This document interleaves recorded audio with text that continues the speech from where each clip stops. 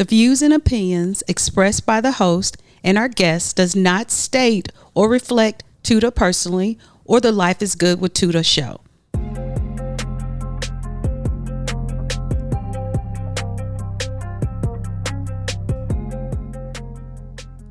Hello, hello, hello. Welcome. Today, the topic for my very first podcast is family dynamics, especially during the Christmas season. So we're going to be discussing family dynamics and how we deal with changes in our family dynamics, especially when you're dealing with in-laws, sister-in-laws, brother-in-laws, cousins, someone from outside. So I come from a big family. So there's 8 of us total siblings. And so the more things change, the more things remain the same in some instances. In other instances, you have to be willing to allow things to change and that things will change, especially when you have outside individuals marrying into the family that were not raised the same, does not have the same background as you and your family. So you have to show a certain amount of grace. And so my question is, how much grace do you show those individuals that are being immersed into our families during the holidays? It's already tricky to be immersed into a family that's already interconnected. So then when you add the holidays with that, it's a whole nother level that you have to deal with. So we're coming off COVID also, which is another element that we're dealing with as well. But this is the first after the last 18 to 20 months that a lot of families has had the opportunity to get together. So is there an unfair expectation that everyone get back into the tradition that were pre-COVID? Is that unfair or is it fair? And so how much grace do you allow those individuals to stay the course as far as quarantine, staying with their immediate family? Or is there a certain unfair expectation that family members have just because it's the holiday? Okay, I'm going to introduce my producer here, Andre Legrone. Hello, Miss Tuda. How you doing? I'm great. How are you doing? I know you have a family. How many's in your family? I have a small family. I have 2 brothers and 1 sister. Okay. So you heard my questions earlier. How much grace do you give individuals that are coming from the outside that may not have experienced a big family or a tight-knit family? Because sometimes it may not be a big family, but it may be a family that has a lot of connections. Well, my family, even the expanded family, is still pretty small, right? Okay. So we're not really used to large crowds and a lot of different personalities, So I'm probably not too versed. Okay. When I'm around large crowds, I kind of fall to the back. And, my family usually is the fall to the back types, right? So, we're vocal, but until we kind of sit back and watch the landscape and see how different people act and react to certain things, we kind of do that before we kick in, right? Right. So we have the lay of the land or the landscape because you're like, okay, that person over there, they look like they on the verge of going nuts. This one over here is really happy. She's very joyful. And then you have somebody over there is like, man, she's about to crack any second now. So you're careful what you say over there. This dude here look like he just got out of jail. He might be ready to go back tonight. So you got to kind of see the lay of the land before you start just, that's, again, coming from a smaller family, we kind of fall back. So for my family, we have some strong personalities, definitely. We have the character, and I won't give their names. So if they ever listen to, they know who I'm talking about. Okay. So we have one of my nephews that likes to tell jokes. It might be okay when you're younger, but when you get older and you're still talking about people's color, their weight. Oh, wow. That really? Gets to be a bit much because at some point you got to realize if you're over 30, you probably shouldn't be talking about people's color, their hair, and their weight. That is a very sensitive topic. Very especially sensitive. Nowadays. It's one thing to tell jokes. Man, remember when we was growing up on the playground and you kissed that girl and I liked her? That's one type of joke. Yeah. But to personally kind of attack somebody, I don't think, that's kind of. Yeah. So it can be a lot. And when you're trying to like say, hey, that's not cool. It's like, you're too sensitive. I'm like, no, these are not jokes. Because if a person can't change it, or if it's something physically, something sensitive that they're sensitive about, it can be a real touchy subject. So if you're in a family setting and you calling somebody's husband chocolate drop, I don't know if that's a good thing. Or tar baby. I think. Oh, well, that chocolate drop is, but that second one, I'm not even repeating that. Yeah. That is pretty. So how do your family deal? Is it like a group of people say something or just one person speak up? It's one, and then everyone laughs. So I think sometimes the people that are laugh are just as complicit, because you have to say, hey, this isn't right, or say, be comfortable, because it can happen to you that person can turn on you, and are you going to be comfortable as well? Wow. Yeah, good point. And so for me, I have to say, hey, that's not good. That's not right. And so a person coming from the outside is not experiencing this, especially with someone this age. And you just never, it's like the mean boy or the mean girl. Yeah. It's at a different level, and it's not, at some point, it's not funny anymore. Do you have a conversation with that new person so they'll understand, hey, such and such might get little blah, blah, blah, so it won't be any big surprise? So I don't think you have it as much with the new person, but with the person in the family, because that person is the one maybe doing the offensive remarks. No, but what I'm saying, are you prepping that new person to know that, hey, when you walk in this door and sit down, that, hey, my nephew, uncle, whatever, he's a little blah, blah, blah when he get a few. So he might come at you or, me or whatever. So it's them family dynamics right there. Yeah. Because, anytime you get together with family and you mix liquor, I don't know that I would receive it that well if I've been drinking. I'm not a heavy drinker. So I don't ever get to a point where I'm not aware of what's going on. So I think that's a family dynamics that you have to think about when you're bringing new people in. Right. And understand what that means to people from the outside. Yeah. So that's one dynamic. The other dynamic is, if you're not used to being around a lot of close people, and can be loud, and you're not used to being loud, and the individuals feel like if you're not loud with them, that you're not having fun. So that doesn't mean that you're not having fun. It's just your way of expressing, like you're saying. It's different than what you guys do. And so you have to be respectful. And then at some point, if the person say, hey, we're going to sit this one out, because that's a lot to have to take on with 7, 8 folks and their kids and their mates and the mom. So it could be a lot. So I think the family dynamics, you have to be, the older you get, the more sensitive you get. And I think you get more sensitive when you are married. Yeah.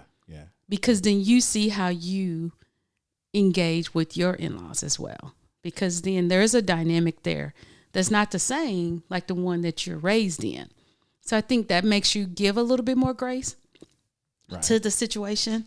So I think it's interesting, especially during Christmas time. Right. And you getting the expectation that everyone gets together, but that may not be everyone's expectation as far as your immediate family. My immediate family is 40 of us. Wow. 35 to 40, depending on if everyone comes, because 8 siblings.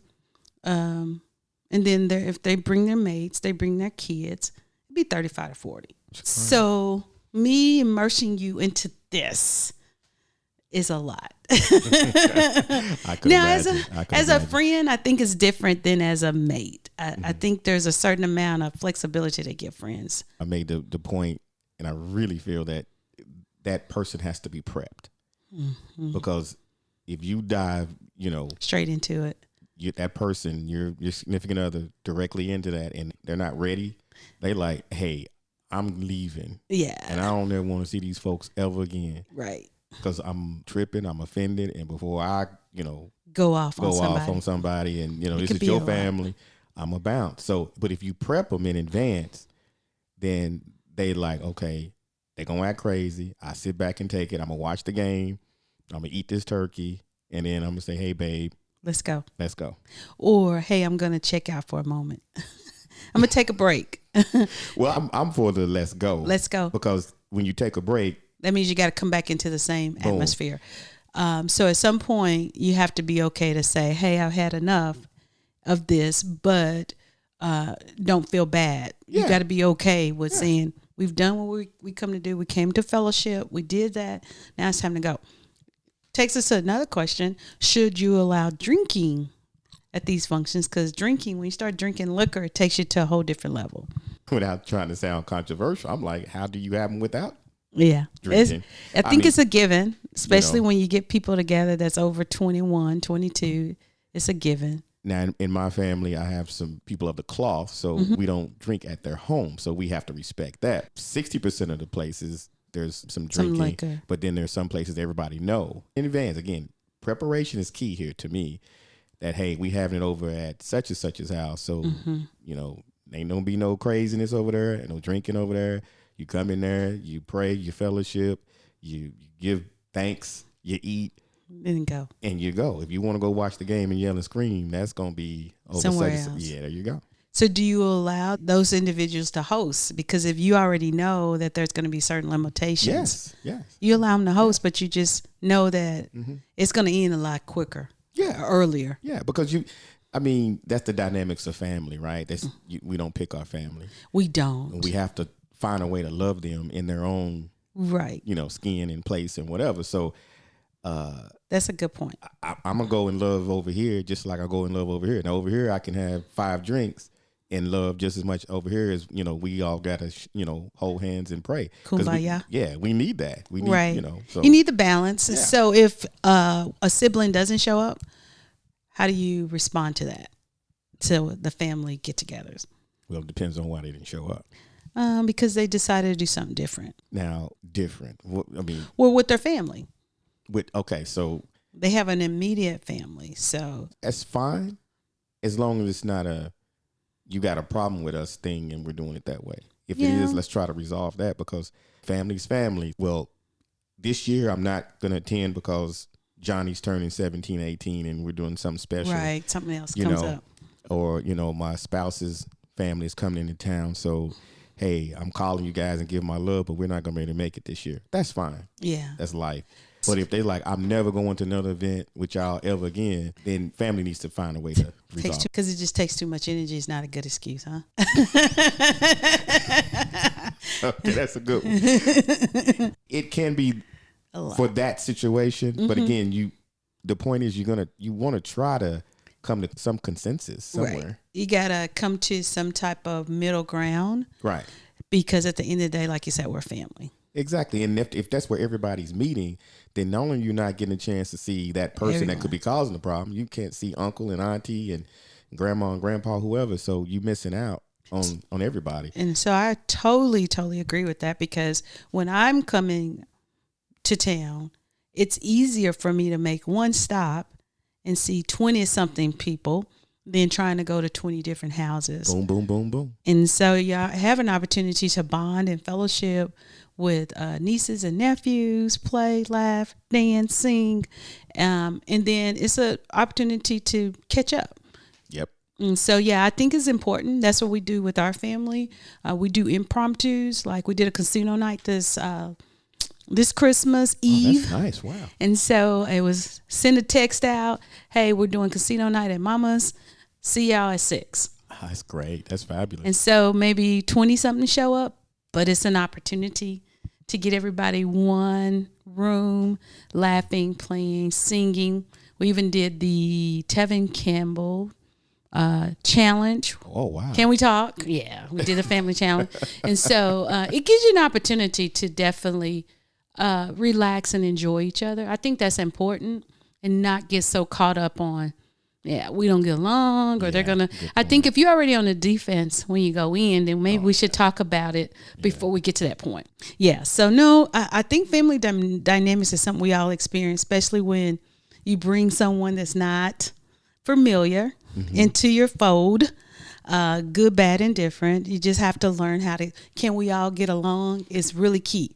Well, I'm going to take you back 1 second, because, I'm going to be a little, digging in. Okay. What is the Tevin Campbell Can We Talk challenge? What is that? I've never heard of it. So Tank started it on the right before Christmas, I think. And so he was saying that, can we talk for a minute? Singer here. And so each person he had on YouTube where some of them were on Instagram and different people were singing it.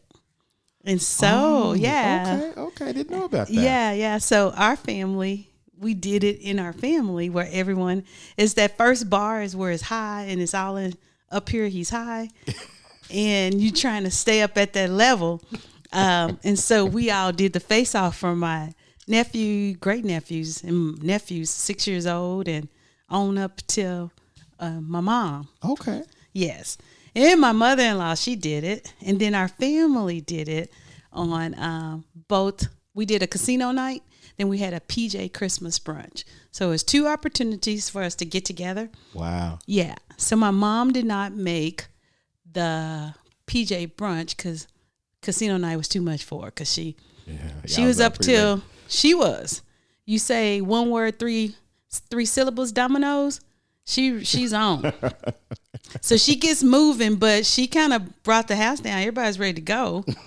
And it's midnight. She's still talking noise. And we like, hey, it's time to go. So we left her up still talking noise. Everybody gone. And so the next morning she couldn't get up. Yeah. No, that's so great. No, that challenge was on YouTube. I had to show it to you. Yeah. It sounds like your family knows how to have fun, first of all. We do. And no matter how many the number, it seems like y'all know how to get down and do the bonding and the fellowshipping with the family. So that's all that sounds like. You couldn't pull that together if it wasn't love and some type of, bonding that your family have. So that's really good to hear. So I think that's great. I just think sometimes I'm sensitive toward us not understanding how challenging it is for people that were not raised with us, because I got married, not too long ago, and it can be a challenge. By the way, congratulations. Thank you. Thank you. And so it can be a challenge, and you never know what that feels like until you experience it. So I'm sensitive toward it, and I think some family members don't understand it because that's all they know is this is family, this is what we do, this is how we bond. And so, for the most part, we all have the same initials. It's just all of these dynamics that is pretty big. We all have initials, RLW, like our dad, for the most part. And then it's carried on through most of our siblings and their kids. Okay. Yeah, so it's some little nuances there that somebody from outside like, oh, that's a lot. So, but I enjoy it because I live in Texas. None of my family lives here. Really? So, okay. And so when I go home, I just love on it and just get immersed in it because I don't get it. Yeah, I got you. Whereas I think if you're there all the time, you take it for granted. True that. So for me, it's such a commodity that I'm like, you guys are not taking advantage of this, And so for me, I enjoy it. We go, I don't know, Seafood Wharf fish place. It's over there off of heading to the airport. One of my favorite places to eat fish. Is that in Catoosa? No, it's one I think in Catoosa, but this is the old one right off of Pine. And what's that street? Like you going to the airport? Pine Airport. Wow. And I'm gonna tell you about it because they have the best shrimp. And so everyone knows I love Seafood Wharf. Let me look it up right quick. Because I love seafood, and I lived in Houston, so obviously I know. When you go to Tulsa, you got to go to Seafood Wharf because shout out to Seafood Wharf. My grandmother had I don't know if you knew this when we were growing up. I worked at her. She had White River Fish Market there in Osage. I definitely remember. So that was my grandmother, and she used to work at Seafood Wharf growing up. Really? When I was growing up, and then she started her own business, White River Fish Market. That was your grandmother? That was my grandmother, and I worked there up until sophomore year in college. Did not know that. Yeah, so that's my grandmother, and so they have some of the same fish, the same breading, and so it's kind of one of those nostalgic for us, a nostalgia for us when we go back because it reminds us of our grandmother. Yeah, definitely. Seafood. What's the Seafood Wharf? Let me tell you where this is. You gotta go. They have one in Broken Arrow too. Okay. But I don't know if it is owned by the same people. Okay, it's off Sheridan. It's in between Pine and Sheridan, 1708 Sheridan Road, and it opens. It's not open on Monday, but it's open Sundays, but it's open Tuesdays through Saturday. I am definitely putting this in my phone. I'm gonna send this to you, White River City. I'm sending this to you now. Appreciate it. And you could give me your feedback on it. But so I can be on the road, an hour outside of Tulsa, and I text any takers for White River. My grandmother's place was Seafood Wharf. Oh, it's the other Yeah, way it's around. the way. So I'm saying it wrong. I'm sorry. So White River Fish Market is the one That's open now. Open now. My grandmother is Seafood Wharf that was in Osage. Gotcha. I got it backwards. Got your text message too. So White River Fish Market is that. So I text everybody, hey, I'm an hour out. You want to meet me at White River Fish Market? I'll be there at 7. Everybody come back in. So that's how quick it goes. And next thing you know, you got 20 people, right? Sometimes 20, sometimes 5, sometimes 4. Usually it's at least 3 or 4 of us. Wow. Mm-hmm. That's very exciting. So you're making me hungry already. I know, you're making me hungry. So thinking about it. And some shrimp, and it's hard to get good shrimp. And we had Oklahoma style barbecue at our casino night. You know, that's a topic by itself. Barbecue in Tulsa, how it's changed over the years, and trying to find good barbecue. Even here. Yeah, I have to go to Austin or Houston. Austin? Austin got great barbecue. Sauce is what makes it. Do they have good sauce? See, I believe if your barbecue is good, you don't need sauce. You sound like my husband. Yeah, you don't need sauce. But I have to have barbecue. sweet sauce. Head Country, which is out of Oklahoma, is. And so Head Country is at Brahms now and up at Tom Thumb, and I get some of that. I have 2 or 3 bottles. Okay.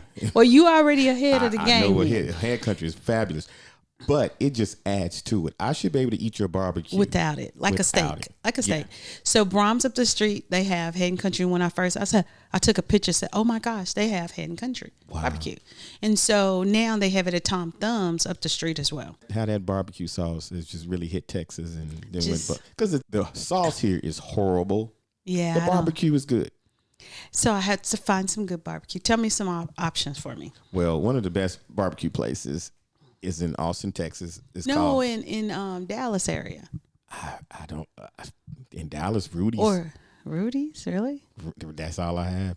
I actually 2 weeks ago, me and my daughters went to a place in, I think it was off Illinois in South Dallas. I think I've been there, Illinois. Yeah, and it's kind of like it's red.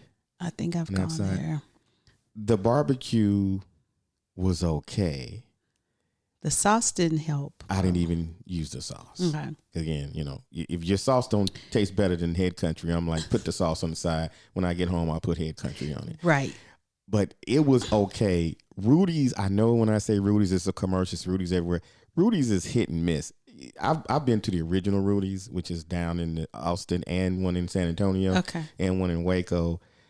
You can go to one Rudy's in Allen, and it's like good. You go to another one in Frisco, it's horrible. Because are they franchises or? I don't know how they're doing it, but you're making me hungry. Yeah, Rudy's is.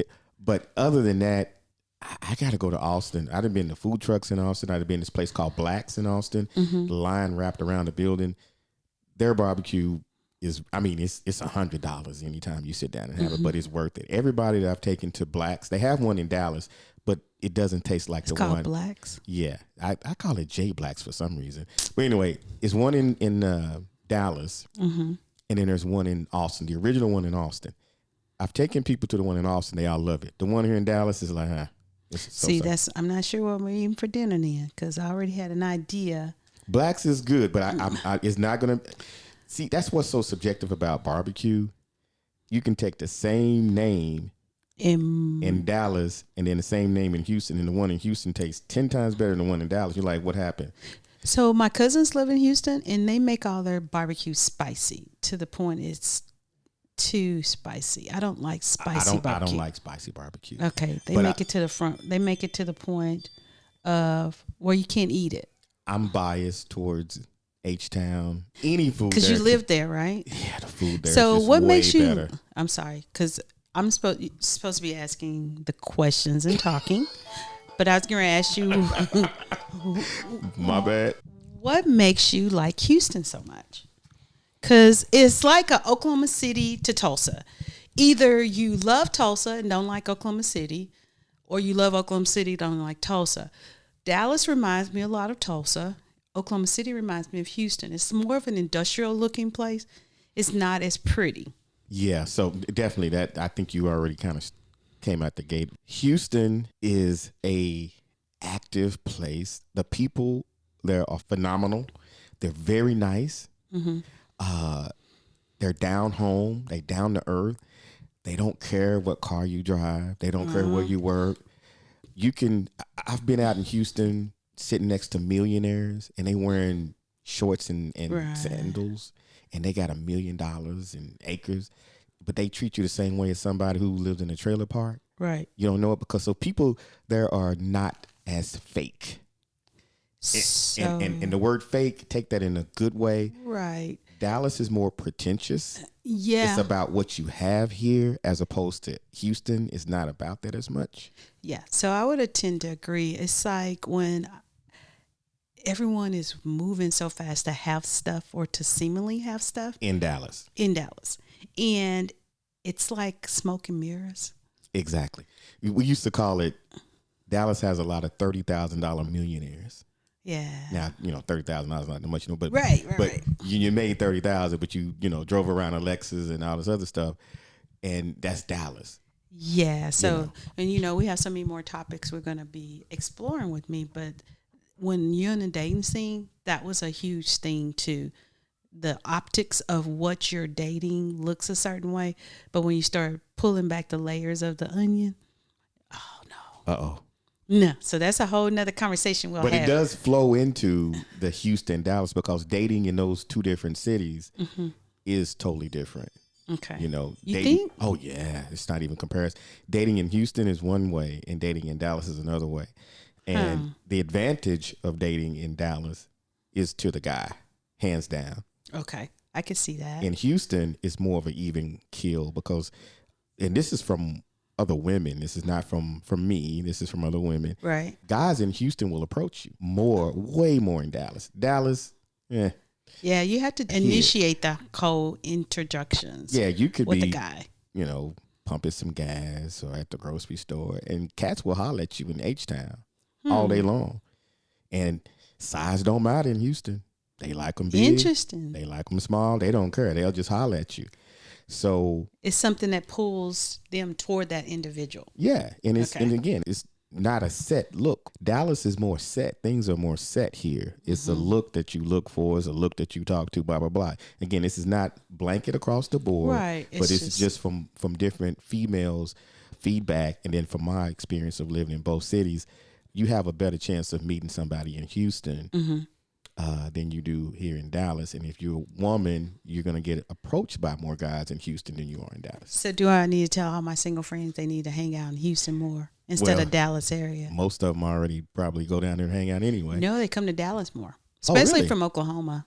Oh, well, They come to Dallas more for entertainment, because it's faster paced in Tulsa. Oh, And yeah. so, but But it's Houston is- discouraging because once they get here, you go to a place, there's 100 women to every 10 men. That's to my point. The advantage here is to the men because it's 8, 9, 10, 11 to 1. You just kind of talked about the disadvantage. It's a numbers game, and it's to Only the takes one. We talked about this one. and that's the whole positive. Life is good with Tuda. Full That- circle. Yeah. Life is good. I tell you where that came from. I had a boss that's on his way to retirement.